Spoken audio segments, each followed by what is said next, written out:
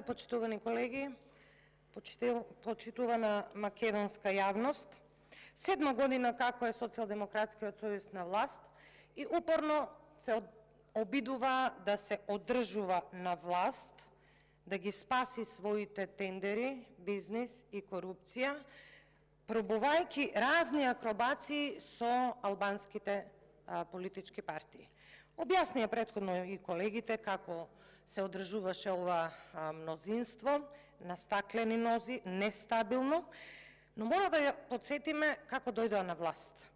Дојдоа на власт со паролата "Нема правда, нема мир", живот за сите, бесплатно здравство во Европа, ако се сеќавате, а сигурна сум дека се сеќавате, дури имаше билборди низ големите градови, па и по малите места, дека бесплатно здравство ќе има во Република Македонија и дека сме влезени во Европа.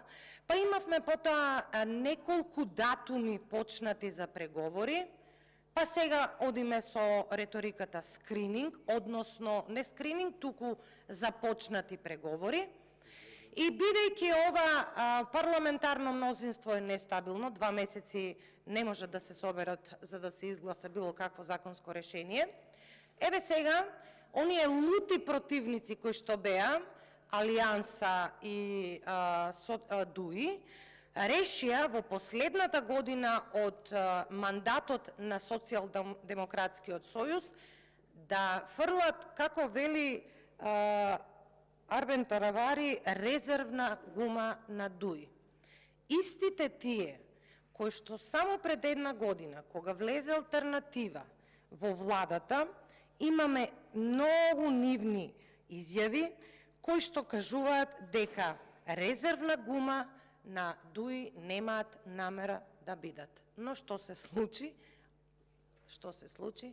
Не знам што се случи. Еве, има некакви сигнали дека се работи за одредена корупција, за одредено подмитување, за некакви куќи. Не знам има ли обвинителство во државата. Јовевски, сите знаеме дека чека тука да биде избран.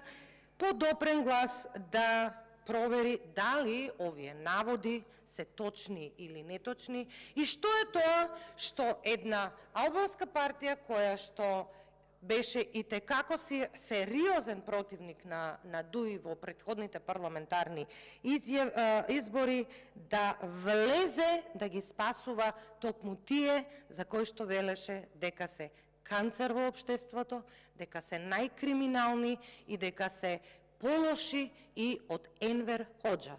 Тоа не се мои зборови. Тоа не се зборови на ВМРО ДПМН, тоа се зборови на нашите колеги и на Арбен Таравари. Само еден цитат ќе кажам. На денот кога што се фрли резервната гума од страна на алтернатива, значи пред точно 1 година. Оваа влада, овој денешен ден е дојден како резултат на денешните расколникови, кои што за жал ги имаме во политиката. Колку расколникови имаме, еве, нека кажат самите колеги. Оваа категорија на луѓе, тие се многу значајни за автократните режими на хибридниот режим, како што фактички е овој наш режим. Ова не се мои зборови. Ова се зборови на колегите кои што сега сакаат да го поддржат и да го зголемат парламентарното мнозинство.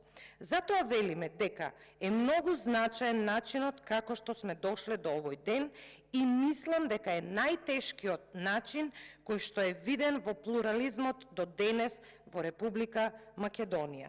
И низа на цитати кои што и самите ги знаете што се е кажано за ДУИ и за Социјалдемократскиот сојуз. Канцер на општеството, најкриминални, дека се банда криминалци, која што не работи за интересите на албанските граѓани, а јас би рекла дека се изневерени гласачите и албанци и македонци. Кога ветувате на избори, треба многу внимателно да кажувате што имате намера да направите, што ќе направите, да дадете рокови и така натаму. Таа беса која што во кај албанците но и кај македонците. Јас се уште мислам дека дадениот збор и честната политика, чистиот образ е нешто што македонските граѓани го ценат, таа беса ја нема. Би сакала да го прашам премиерот кој што е тука присутен и кој што го даде Катил Ферманот без да каже причини зошто ги разрешува тројцата министри, за кои што јас кажав дека немам добро мислење и мислам дека не беа добри министри. Ама тука не се работи за имења, туку за една година што можат тие да направат и да го подобрат животот на граѓаните. Што ќе каже за изјавата, последната изјава на Арбер Таравари, дека доколку не се отвори уставот, ќе се радикализираат албанците, дали тоа е европски, дали кога ја договара програмата и платформата, договорија вакви слаломи да се прават, вакво плашење на македонците и на целото општество, дека ќе се радикализираат албанците. Мислење секако дека треба да даде премиерот на оваа држава, без разлика што е октруиран, без разлика што последната реконструкција на влада му ја направи предходниот премиер Зоран Заев и тој само се појави, сепак тоа е тој што треба да ги даде одговорите. Како ги толкува овие европски поднаводници изјави на новиот коалиционен партнер дека албанците ќе се радикализираат?